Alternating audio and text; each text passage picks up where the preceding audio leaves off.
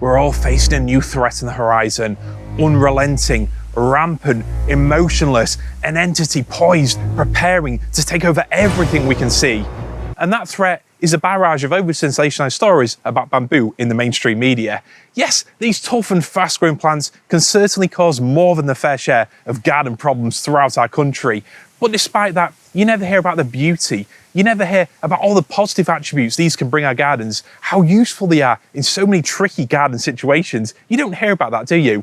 But let's face it, facts and horticultural advice very rarely sell papers. Bad news and horror stories, on the other hand, they certainly do. Well, in today's video, I'm going to put that right and talk about some practical information, tips and facts about how to reduce the chance of an invasive bamboo causing a problem in your garden. I don't know about you, but I'm fed up of seeing those clickbaity stories, often predictably accompanied by photos of distraught homeowners doing their best looking shocked face impression, as bamboo has not only halved the house value overnight, it's also ruined the conservatory, rendered their swimming pool unusable, and also run off with a wife and stolen their job at the same time. Yes, these plans can cause a lot of problems, but the reality when you dig deeper, it all comes down to facts. And in today's video, I want to talk about my simple 3-step process and how you can avoid invasive bamboo. I primarily made this video for those of you that want to add these beautiful plants to your garden, but would like to be forearmed with the knowledge on how to choose the best variety and how to contain it to prevent any of these problems happening.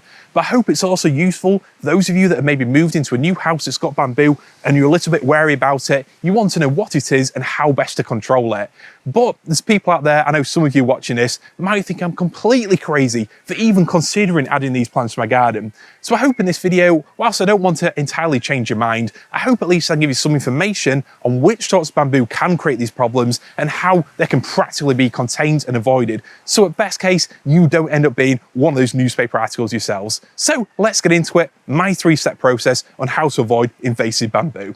I should obviously say, I'm in no way downplaying the damage and devastation that these plants can potentially cause. And if you've been affected by bamboo in your garden, particularly if it's not even your plant, it's crept in from a neighbour's, you honestly have my sympathy. And I would definitely urge, contact a professional, contact a company who knows about bamboo, who knows specifically how to remove it, how to contain it, and how to prevent it ever running again. Definitely reach out to the professionals. Don't just mow over it. Don't just pretend it doesn't exist. You need to sort the problem out, sort it with your neighbour, and get it done for good. But in today's video, rather than just splashing your name and story accompanied by the shock face photo over social media for cheap likes and quick views, I want to go through how to prevent these plants from becoming a problem in the first place. Prevention is certainly better than the cure. And I want to go through my 3-step process, choosing the right bamboo in the first place, how best to plant it to prevent it becoming invasive in the first place, and how to maintain it. That's it. A nice simple guide on how you can grow these plants in your UK garden without having to worry. So let's get started. The first thing I'll say is just ignore the general state of my garden. I'm very much between projects and mid-weeding. We'll stick with that excuse. But when it comes to bamboo, the main thing that you need to know is the 2 main groups of plants. There's clumpers and there's runners. Clumpers are generally sold as Fargesia. I've got a few different clumpers here. There's others like Barinda and more specialist, rarer bamboos, but usually Fargesia is the most common clumper. And then there's the runners. These are the ones which are usually referred to as invasive. Runners like Phyllostachys here. There's a lot of different Phyllostachys, and I think part of the problem, or maybe the bulk of the problem, is that a lot of the plants that you see in your big DIY superstores are often the Phyllostachys, the runners. And unfortunately, I've even been to some garden centres where Phyllostachys have been sold as clumpers. I've seen that written on the label, which is, and I'll tell you now, factually incorrect. Clumpers, no matter what someone on Reddit tells you, these won't run. They physically can't. Their method of growth is that the new culms come up in spring just around the base of the main clump.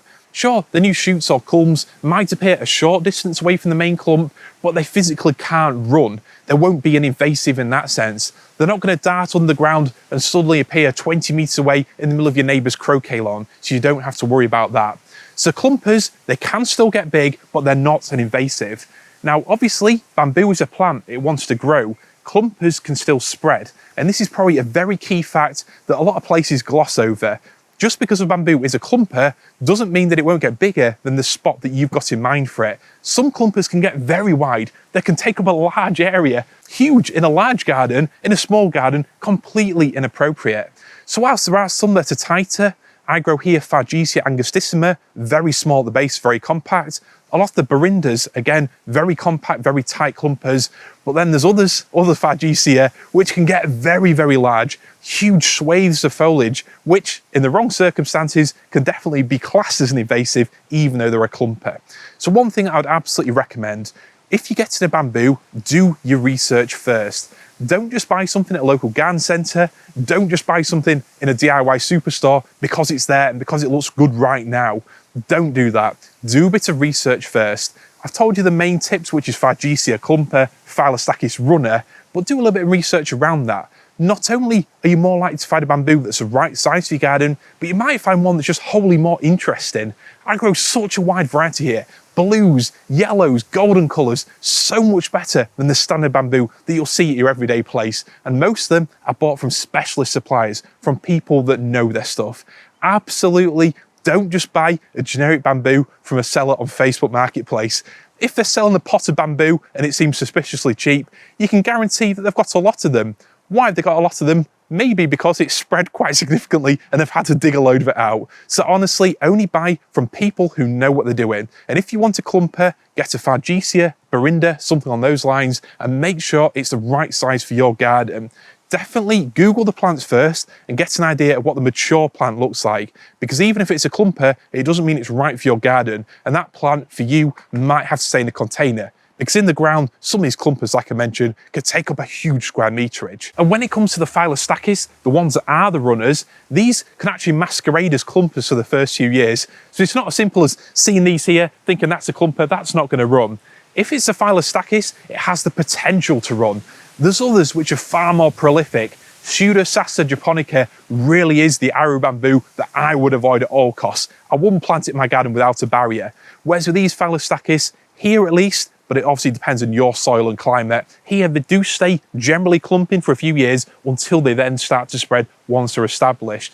But every bamboo's different, every plant's different, your soil might be different. These Phyllostachys can sit very happily as a clump for maybe 10 years, just sending out a few nice culms every year, staying relatively compact, and then in year 10, they'll just dart underground and just pop up 6 meters away. It can happen, and it will almost certainly happen for you. So to summarize then, do your research first. Don't just plonk a random bamboo into your garden, leave it to it, because that's how half these problems happen in the first place.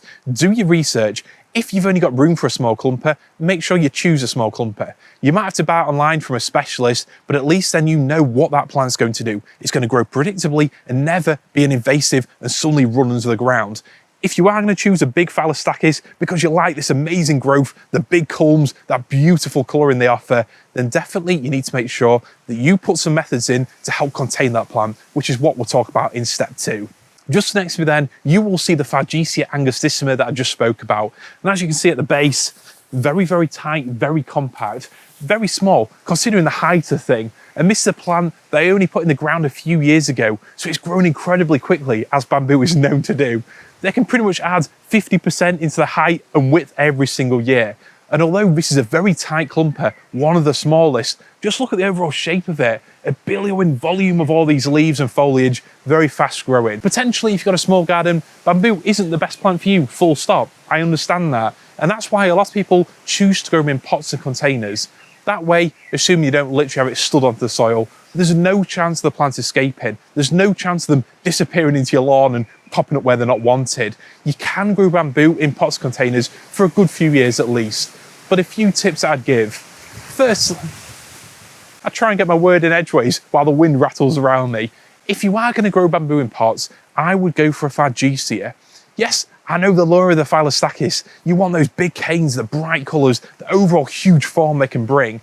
But when it comes to pot culture, they're very, very thirsty plants. All bamboo are. And you will honestly struggle in a small pot to get a Phyllostachys looking healthy all year round. They're simply not the best choice for a pot long term. Whereas Fargesia naturally grow smaller, a little bit steadier, more dainty, very adaptable. I think these are the best plants for pots if you are going to do it. Go for a big pot if you can, give it a nice bit of room. Keep on top of the watering, maybe give it some soil conditioner to help keep it looking healthy in spring, and then sprinkle some chicken manure pellets or bloodfish and bone later in the season to really boost up ready for next year. And then every few years you can divide it, refresh it, and allow it to grow again in that pot. That's the way you can enjoy bamboo 100% safely. But let's face it, most of us want to grow these plants in the ground, and that's where you need to be a little bit more cautious. At this point, it's becoming very apparent that I've probably not chosen the right day to film this video, especially after 2 months of glorious sunshine, but I'll persist regardless. If you're planting your big Phyllostachys then, the first thing I would say, just like with any tree, is you need to be so careful and really put a lot of thought into where you plant it in the first place.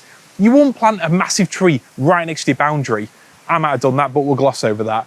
You wouldn't plant a huge tree right next to your lawn if you didn't expect it to be affected, and you wouldn't plant a massive tree right next to your house. So it's exactly the same with bamboo. These bamboo want to take up a lot of space, and it's very unlikely that most of us have the space to just simply let them go, form a grove and do their thing. We need to contain them in some respects. So here in my garden, I've got quite a few different Phyllostachys. Generally, I plant them in groups together, and that's so I can put a barrier around them.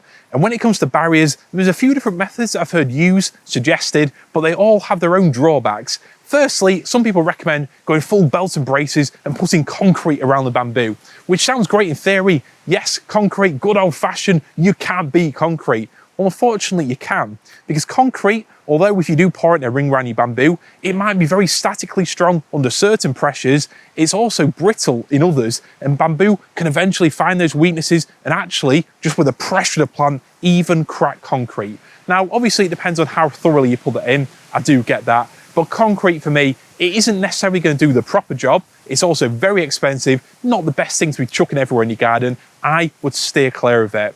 I've seen other people recommend putting bamboo in large tubs in the ground, different kind of tubs. Some people use large, real heavy-duty plant pots. That's great, they can last lots of years. Again, though, I would stress they're not designed for that purpose. So some tubs, pots, containers probably won't last a long time in the ground. They might last 5 years, they might last 10 years, but eventually the UV or the conditions under the soil will degrade them, they'll start to crack, and then bang, your bamboo's out. And also, if the pot isn't that big in the first place, the bamboo will simply just inevitably find the drainage holes and it'll escape no problem at all. And I think probably the other factor is, if you contain your bamboo in a very small pot or container in the ground, it's never going to grow especially well anyway. So part of planting a plant in the ground and enjoying it there is to see it healthy, mature and beautiful, even if you want to keep it restricted. I would generally stay away from planting in pots and then sinking those pots into the ground. It's a compromise that doesn't really tick any of the boxes properly well. And then there's the option that some people use of either putting a bamboo in a raised bed. Don't do that. It will escape. It'll just go into the ground, dart up somewhere else. It will inevitably happen. Or digging a trench around the plant. I've seen some people recommend doing that. You can dig a trench, fill it with something like a sharp sand, and in theory then, the bamboo can simply grow away in the middle, no problem at all. And then as soon as it reaches the moat and goes through that softer sand, you can then every autumn chop off the rhizomes as they appear. Now, you can probably see the potential downfall of this method. Yes, it can help provide a very linear edge to where the bamboo can go to, but it's relying on you to maintain it. So I would, again, definitely steer clear of that method. With bamboo, it's not so much how you can look after it, but potentially if you do sell your house, you do want to be responsible, really contain those plants and at least provide the future occupants of your house when you do sell it with a garden that won't simply escape and create more problems elsewhere. So in all honesty, the only method that I would personally endorse and recommend for containing bamboo, for putting in the ground around it, whether it's a new plant ideally, or you can retrofit it again afterwards, is a proper bamboo barrier. And I'll just show you one now. So down here, we have rhizome barrier. You can get a fabric sort, more flexible. I generally wouldn't go for those. I don't think they're as long lasting. Whereas this one here, this is a 2mm barrier. That's the thickness I'd recommend. 1mm to me seems to be a little bit flimsy, whereas 2mm gives you confidence. And remember, this is just plastic. I know traditional thinking is that this will be anywhere near as strong as concrete would be in the ground. But remember, this is a product specifically designed for containing rhizomes and roots. That flexibility is a benefit when it comes to containing these bamboo plants. I don't know if you've ever been to a nursery where you've seen some bamboo that have been stood there for years, but they can burst out of a plastic pot, no problem at all. But this 2mm rigid, flexible plastic in the ground, it's like a very thick DPC if you've not seen it before. You put this in, this is the best product to contain your bamboo. Now, this one that I've got here is 500mm tall, which is the minimum that I would recommend. If you use it on a clumper, which I would still recommend, if you need to control the spread of the plant, this combined with regularly dividing a clumper can keep it to any size that you want. This is what I'd go for. But if you've got a bigger bamboo, like these Phyllostachys here, particularly one that you give them the room to spread, to really bulk up, get that power, get that energy in the rhizome, you definitely need to dig in a deeper barrier. So 500 mil, depending on your soil, can work okay. But if you've got very rich soil, a lot of nutrients and water in there, and you've given one of these big timber bamboos plenty of room to roam, you want to dig in a bigger barrier. Now, the downside of this, it's expensive and it takes a lot of work to dig it in. As you can imagine, it is easier to dig in around the bamboo before you put it in. But if you have to retrofit it, it's a lot of work to dig a trench around your bamboo and then to dig this in all the way around. A couple of tips I will give for installing bamboo barrier, but do your research online. I'm not professional, this is just what I've done here in my garden, is leave a good 4 inches or so sticking up above the ground. I know it doesn't look great, you can disguise it to an extent, but that's mainly because these bamboo, over time, the falling old leaves and other organic matter that you add around the base, you might find that the rhizome actually creeps upwards a little bit. And the last thing you want, as that one hits me in the face there, is for the rhizome to creep over this barrier and escape into your garden regardless. You don't want that to happen. So just leaving a nice edge sticking up can help contain that plant and keep you extra secure. So like I've said, this is what I've used for most of mine in the garden here, because I know what the soil's like. I'm going to keep on top of my bamboo, and I'm not giving them really a huge amount of room to definitely size up and become absolute monsters. But if you want to go full belt and braces, go for a deeper bamboo barrier. You can maybe even get them wider than 700 mil, so you can dig them even deeper into the ground, so even more peace of mind. And when you are positioning the barrier, you always want it angled like that. So the bamboo is going to hit it and then grow upwards. You don't want to have it there so the bamboo rhizomes are angled down into the earth for obvious reasons. One last thing that I will say, whilst no method is going to be 100% effective for every plant in every garden, if you want to make your rhizome barrier more effective still, is get the proper joiners. As you can see, this plastic, you can overlap it to an extent, but you are potentially creating an opening there for a rhizome to sneak in. You can get proper joiners, so essentially you can fold two bits inwards next to each other and clamp it together, and that way there's no weak spot for the bamboo to encircle and escape. Bamboo, at the end of the day, is just a plant that sends out rhizomes run off in every direction, which is something that we don't like. It's as simple as that. It's not an evil plant, it's a plant doing what it does, a plant growing and spreading very, very well. All we need to do is contain it, and personally, I think that this product is the absolute best. I will put a couple links in the description below to the bamboo barrier that I've used here. I believe this one is from Todd's Botanics. You can get it through Amazon, but I would honestly recommend go 2 mil and go 500 mil. If you've got a smaller clumping plant, go 700 plus if you've got a big runner to be on the safe side. So I honestly would recommend, I know I'm over-labouring the point now, but if you're going to plant a bamboo in your garden, put the effort in, spend the money, get a rhizome barrier. It might even cost more than the plant, but dig it in and you will thank yourself for it years down the line. Absolutely. Here in my garden, I've got it around most by running bamboo, and where I haven't got it, I will be putting it in over the next couple of years. It honestly is the way forward. Definitely worth the cost, definitely worth the effort. Compared to what might happen later down the line, honestly worth it. For the sake of decency, I won't give any other analogies, but let's just say there's often times in life where a bit of protection and prevention is infinitely less expensive than having to go and seeing where it takes you. So definitely, if you're going to grow bamboo in your garden, that's the stuff you need, just get it done. So quick recap. First step is choose the right variety. Second step is plant it properly. The third step is also equally important, it's maintenance. Bamboo is a plant which creates a fear amongst gardeners, and you can really see how a lot of these stories really go far and wide because it's such an unknown. It's not a tree which steadily grows a bit more every year. It's not a shrub that gets predictably larger. Bamboo is a plant that does most of its thing, the magic underground, and the growth path of bamboo is very simple. Whether it's a clumper or a runner, bamboo has a rhizome under the earth. That's where the energy is. That's where the culms rise from. The bamboo here have only just started shooting. But from late summer through autumn into winter, that rhizome underground is spreading, it's growing, it's getting bigger and bigger. See, I'm even still in fear just by describing it. But that rhizome absorbing all the summer's heat, all the water, all the nutrients in the soil, it's growing bigger, it's growing around your garden, it's spreading out. And then in spring, potentially late spring, maybe early summer for some of the bigger bamboos like the Phyllostachys, those new culms pop up out the earth. You can see them then, and that's when the visible growth, it really can be frightening. Bamboo, when they're fed, watered during a summer heat wave in June, they can rocket up. You can see the growth visibly every single day, and that new culm will go from a tiny shoot in the ground to full height, maturity in maybe a month, maybe 6 weeks here in the UK if our summers are a bit cooler. The growth is rapid, it's visible, and I can absolutely see why people are terrified about the fast growth. They really are a dramatic plant. They size up very, very quickly. And even on a relatively small plant, you can get an odd monster culm that's maybe 3 times the thickness of the others that just shoots right up. They are fast growing plants, and I can see why people can be a little bit wary around them. But once you realise the growth cycle, you realise there's a very clear opportunity for maintenance, making sure your bamboo isn't spreading late autumn time at the back end of the year. I would honestly recommend, at the very minimum, check around your bamboo plant, even if you've got it encircled by a barrier at the back end of the year. Around autumn time, have a look round. Just check under the surface of the soil just around the plant, or see if there's anything popping over any barriers.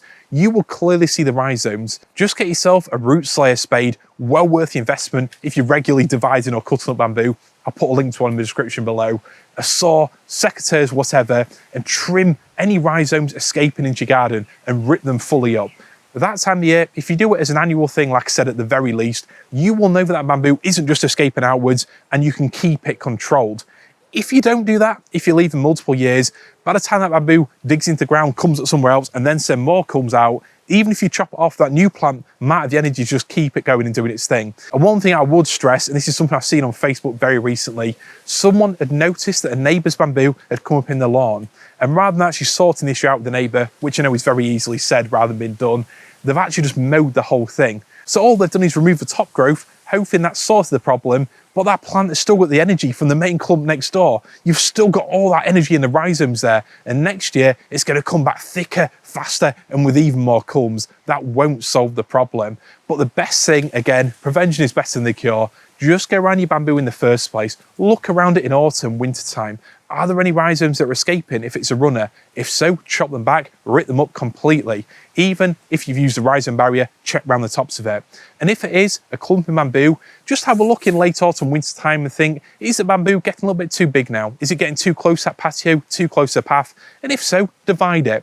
Dig some up, pot it up, do whatever you want to do with that. But then you know you've got yourself another few years now of that main original plant expanding without it ever becoming a problem. That honestly is the main thing that I would do. Yes, it's great to choose the right variety. Yes, it's great to put the barrier around, but without proper maintenance, you're potentially leaving yourself wide open for plant problems down the line.